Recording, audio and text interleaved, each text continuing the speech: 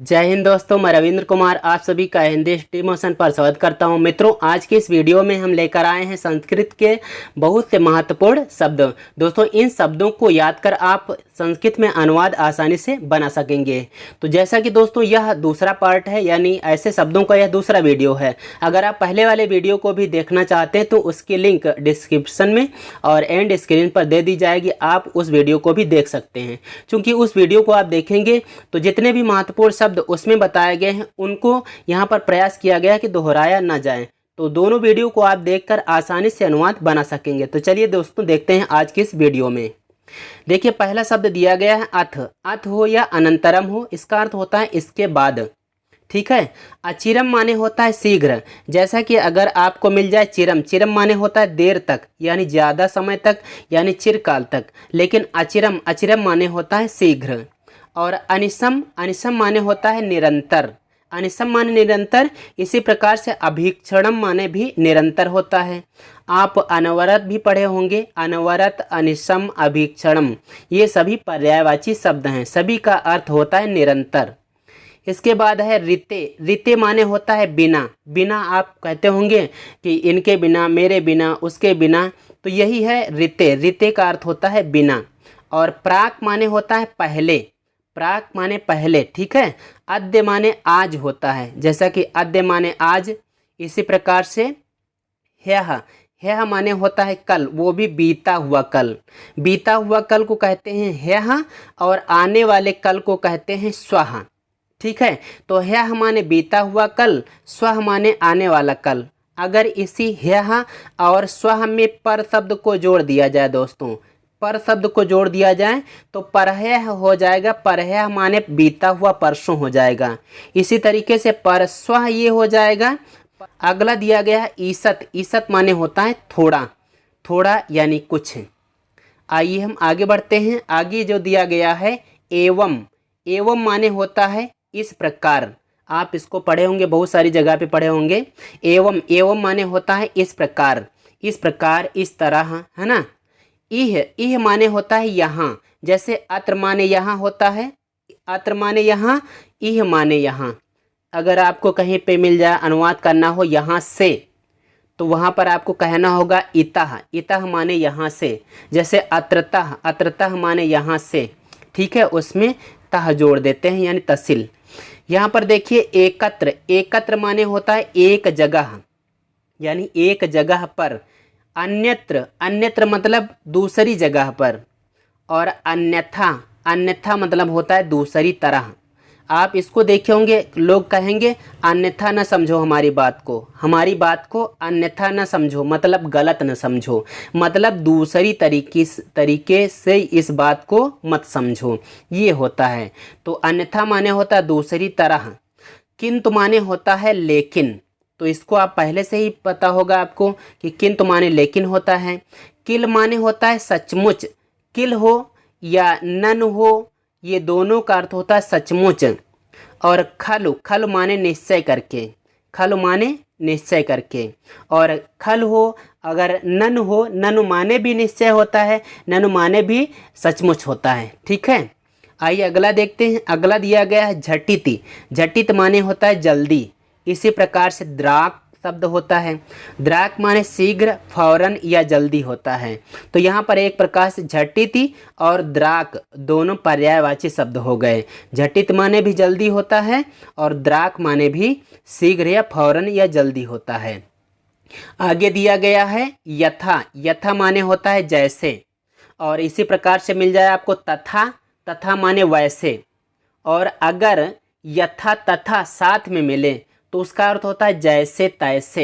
यथा जैसे, तथा वैसे, और यथा तथा मतलब जैसे तैसे।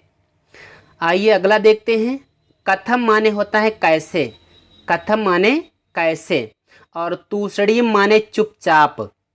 ये बहुत ही महत्वपूर्ण है, आप कहीं भी इसको याद करेंगे, यानी आप कहीं अव्यय शब्दों के अर्थ याद कर रहे होंगे, वहाँ पर जरूर मिलता होगा तूषणीम। तूषणीम माने होता है चुपचाप। तिरह या तिर्यक। तिरह या तिर्यक, इसका अर्थ होता है तिरछे। तिरछे कहीं पर भी आपको शब्दों प्रयोग में लाना हो, तिरछे की संस्कृत तो हो जाएगी तिरह या तिर्यक। चेत, चेत मतलब इफ़, इंग्लिश में इसको क्या कहते हैं, इफ़। चेत माने होता है यदि, चेत माने यदि। इसी प्रकार से अगला है दिष्ट्या। दिष्ट्या माने होता है सौभाग्य से। कहीं आप कहीं पर पढ़े होंगे या लोग कहते हैं दिष्ट्या यानी सौभाग्य से, या कहते हैं संयोग से। तो दिष्ट्या माने सौभाग्य से या संयोग से भी आप कह सकते हैं। माक माने होता है थोड़ा, जैसे किंचित माने थोड़ा होता है, इसी प्रकार से मनाक माने भी थोड़ा होता है। और अगला जो दिया गया है प्रकामम। प्रकामम का अर्थ होता है यथेष्ट, मतलब जैसी इच्छा हो उतना, यानी बहुत। तो प्रकामम माने हो गया यथेष्ट यानी बहुत, बहुत अधिक। इसी प्रकार से अभी आपने पहले पढ़ा है चेत। चेत माने यदि होता है, और नो चेत माने नहीं तो होता है। नो चेत माने नहीं तो। अगर केवल तो कहना हो तो तू माने तो होता है। तू माने क्या होता है दोस्तों, तू माने तो होता है, लेकिन नो चेत माने नहीं तो होता है। पुरतः माने होता है आगे। अगर मिल जाए आपको पुरः, पुरतः, पुरस्तात, इन सभी का अर्थ होता है आगे। ठीक है, पुरः, पुरतः, पुरस्तात, तीनों शब्दों का अर्थ होता है आगे। और आइए हम आगे देखते हैं। आगे दिया गया है प्रसह्य। प्रसह्य माने होता है जबरदस्ती, जबरन जिसको कहते हैं, जिसको बलात् शब्द प्रयोग में लाते हैं। बलात् शब्द संस्कृत का ही है, ठीक है। बलात् माने भी जबरदस्ती होता है। मुहुः, देखिए यहाँ पर एक बार आया है मुहुः। मुहुः माने होता है बार, और अगर यहाँ पर 2 बार आ जाए मुहुः मुहुः, जिसको संधि कर लेंगे तो हो जाएगा मुहुर्मुहुः। मुहुर्मुहुः माने होता है बार बार। इसी प्रकार से असकृत माने भी होता है, असकृत जो शब्द प्रयोग में लाते हैं, अस और कृत, असकृत, तो इसका अर्थ भी होता है असकृत माने अनेक बार यानी बार बार। और आगे है अभितः। अभितः माने चारों ओर या सब ओर होता है, दोनों अर्थ इसी से निकल आते हैं। अभितः आप पढ़े होंगे कारक में, अभितः परितः समया निक्सा हा प्रतियोगे अपि, वही वाला ये अभितः है। अभितः का अर्थ होता है चारों ओर या सब ओर। परितः माने होता है सब ओर, ठीक है। परितः माने भी होता है सब ओर। और अगर आपको प्रयोग में लाना हो दोनों ओर, तो इसको संस्कृत में कहते हैं उभयतः। उभय माने दोनों होता है, आप इसको जानते होंगे। उभय माने दोनों, और उभयतः माने दोनों ओर। और सर्वतः, सर्वतः माने सभी ओर या सब ओर, बात तो एक ही हुई। सभी ओर कहो चाहे सब ओर कहो, उसी की संस्कृत है सर्वतः। सर्वतः माने सभी ओर। समया माने होता है समीप। समया के कई अर्थ होते हैं। समया का अर्थ मर्यादा भी होता है, समया का अर्थ निकट भी होता है। और यहाँ पर हमने सिर्फ एक ही शब्द लिखा हुआ है, लेकिन आप और भी याद रखिएगा कि समया का अर्थ होता है समीप, निकट या मर्यादा। इसी प्रकार से कई सारे अर्थ होते हैं समया के। निकषा का अर्थ होता है समीप, निकट, समीप या निकट होता है निकषा का अर्थ। इसी प्रकार से आप समीपम शब्द पढ़ते होंगे, अभ्यासम शब्द पढ़ते होंगे, और प्रत्यासन्नः शब्द पढ़ते होंगे। ये सभी क्या हैं, सभी पर्यायवाची हैं, समीप के ही समीप का ही अर्थ देते हैं। प्रति का अर्थ होता है ओर। कहीं पर कहते हैं मेरी ओर, तुम्हारी ओर, यानी मेरी ओर, तेरी ओर, उसकी ओर। तो वहाँ पर ओर के योग में यानी ओर के अर्थ में संस्कृत में प्रति बोलते हैं। प्रति का अर्थ उल्टा भी होता है, ठीक है। लेकिन ये जो आप कारक में पढ़ने लगते हैं, अभितः परितः समया निक्सा हा प्रतियोगे अपि, वहाँ का ये प्रति है, ठीक है। इसका अर्थ होता है ओर। अगला दिया गया है दोस्तों अंतरा। अंतरा माने होता है बीच में। अंतरा माने बीच में होता है, और जिसे अंतरा अंतरेण युक्ते, इसके योग में भी द्वितीया होती है, आप कारक में इसको भी पढ़ते होंगे। अंतरा माने होता है बीच में, जैसे तुम्हारे और हमारे बीच में हरि है, तो त्वाम माम अंतरा हरि है। त्वाम माम अंतरा हरि, तुम्हारे और हमारे बीच में हरि है, तो अंतरा का प्रयोग आया, हिंदी में अर्थ हुआ इसका बीच में। यतः माने होता है क्योंकि। यतः माने क्या होता है, क्योंकि। और प्रायः का अर्थ आप पहले से जानते रहे होंगे, प्रायः अक्सर, अक्सर ये होता है, प्रायः ऐसा होता है ना। सह, सह माने होता है साथ। सा के पर्यायवाची और भी हैं, जैसे सह, साकम, समम, सार्धम, ये सभी एक ही अर्थ होते हैं। सभी का अर्थ होता है साथ, यानी सह, साकम, समम, सार्धम सभी का अर्थ होता है साथ। संस्कृत में आपको वाक्य में प्रयोग करना हो साथ शब्द, जैसे राम के साथ सीता वन गई, तो राम के साथ सीता वन गई, तो रामेण सह सीता वनम गतवती, यहाँ पर हो जाएगा। तो सह का प्रयोग कर लो, चाहे वहाँ पे साकम का प्रयोग कर लो, चाहे समम का प्रयोग कर लो, सभी का अर्थ साथ होता है। अंतरेण, अंतरेण माने होता है विषय में, या छोड़कर, या बिना। अंतरेण के तीन अर्थ हो गए यहाँ पे। अंतरा अंतरेण युक्ते हमने अभी अभी बताया था, अंतरा अंतरेण युक्ते, वहाँ पर द्वितीया लगती है इनके योग में। लेकिन यहाँ पर माने हम बता रहे हैं, तो अंतरेण माने होता है विषय में, जैसे राम के विषय में मैं इतना ही जानता हूँ, या ऐसे कहा जाए कि राम के सिवाय, छोड़कर आया है ना, छोड़ का मतलब सिवाय, राम के सिवाय मैं कुछ नहीं जानता हूँ, तो रामम अंतरेण अहम न किंचित जानामि। तो अंतरेण का अर्थ होता है छोड़कर, या बिना, या विषय में। ठीक है।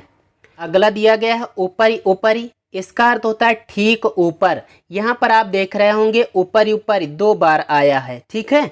तो ऊपरी माने होता है ऊपर, और ऊपरी ऊपर यानी जब ऊपर शब्द का द्वित्व हो जाए, जब 2 बार आ जाए, तो ये सामीप्य का अर्थ देता है। जैसे ठीक ऊपर, ठीक ऊपर मतलब एकदम सटा हुआ। ठीक है। तो ऊपरी, ऊपर माने ठीक ऊपर होता है। अगर आपको ऊपर ही कहना हो, केवल ऊपर यानी सटा हुआ ना हो, तो उसके लिए केवल एक बार प्रयोग में लाएंगे ऊपरी शब्द। ठीक है। अगला दिया गया अधो अधः, अधो अधः माने होता है ठीक नीचे। इसी प्रकार से केवल एक बार अधः का प्रयोग करना हो तो उसका अर्थ होता है नीचे। अधः माने नीचे, और जब 2 बार हो जाए, इसका द्वित्व हो जाए अधः शब्द का, तो हो जाता है ठीक नीचे। यानी यहाँ पर भी कहने का मतलब जहाँ पे शब्द का द्वित्व हो जाता है, यानी ऊपरी ऊपरी, अधो अधः, अध्यधिक का, तो वहाँ पर वो सामीप्य का अर्थ देता है, यानी सटे हुए का अर्थ देता है। इसीलिए यहाँ पर ठीक ठीक शब्द सब में लगाया गया है ना। तो अधो अधः माने होता है ठीक नीचे, और अध्यधि माने होता है ठीक ऊपर। अध्यधि माने ठीक ऊपर। और अगला दिया गया है अंतिकम। अंतिकम देखिए, अंतिकम का अर्थ होता है निकट। जैसे अंतिकम, निकटम, समीपम, इन सभी का अर्थ होता है निकट। अंतिकम मिलता होगा आपको, अंतिकम, अंतिकेन, अंतिकात, अंतिके, सभी का अर्थ होता है निकट यानी समीप। फिर अगला शब्द है स्वस्ति। स्वस्ति माने कल्याण होता है। जैसे आपका कल्याण हो, जैसे प्रजा का कल्याण हो तो प्रजाभ्यः स्वस्ति, आपका कल्याण हो तो भवते स्वस्ति। मेरा कल्याण हो तो भाई अपने लिए कोई नहीं कहता है मेरा कल्याण हो, पूछता है, आशीर्वाद मांगता है, तो वहाँ पर जैसे कह दे कि मेरा कल्याण हो तो मह्यम स्वस्ति। जैसे सबका कल्याण हो तो सर्वेभ्यः स्वस्ति, तो स्वस्ति का अर्थ होता है कल्याण। ठीक है। अगला दिया गया स्वाहा। स्वाहा का अर्थ होता है अर्पण या समर्पण। जैसा कि आप पढ़े होंगे कि अग्नये स्वाहा मतलब अग्नि के लिए स्वाहा, तो इसका अर्थ लोग ऐसे भी लगा लेते हैं कि आग में जलकर भस्म हो जाना। जैसे कह दें आपको स्वाहा, तो लोग अर्थ लगाएंगे इसका कि आप जलकर भस्म हो जाएं, ऐसा अर्थ लगाते हैं, लेकिन ऐसा नहीं होता है। स्वाहा का अर्थ होता है अर्पण या समर्पण। जैसे कि आग में आप हव्य सामग्री को उसमें छोड़ते हैं तो आग को कहते हैं, आग के नाम कहते हैं स्वाहा। यानी ये जो हवन सामग्री, हव्य सामग्री है आपके लिए स्वाहा, यानी आपको समर्पित है, इसीलिए अग्नि में समर्पित करते हैं, अतः कहते हैं अग्नये स्वाहा। जैसे हम कह दें आपको स्वाहा, तो इसका अर्थ मतलब ये नहीं हुआ कि आप जलकर भस्म हो जाएं, इसका अर्थ ये हुआ कि आपको ये चीज़ समर्पित है। तो भवते स्वाहा, आपको ये चीज़ समर्पित है। कोई वस्तु हो उसका नाम ले लेंगे। स्वस्ति का प्रयोग हमने कर लिया, स्वस्ति माने कल्याण होता है।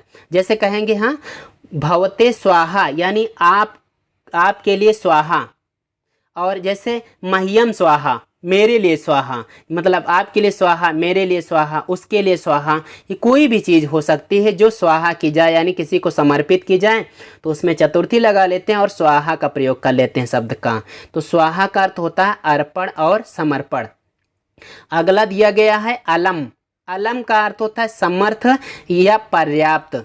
अलम मतलब होता है समर्थ, समर्थ होना, और अलम का अर्थ पर्याप्त भी होता है, जैसे बराबर के जोड़ का, या बस, या केवल, या इतना ही। तो अलम के कई सारे अर्थ इस प्रकार से हो जाते हैं।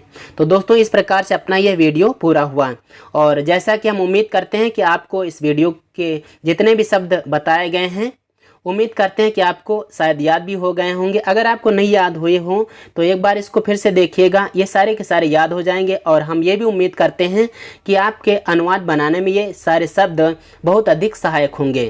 तो दोस्तों आज की इस वीडियो में सिर्फ इतना ही। आइए दोस्तों चलते हैं, अगले वीडियो में हम कुछ और भी ऐसा ही टॉपिक लेकर फिर से उपस्थित होंगे। तो जय हिंद, वंदे मातरम।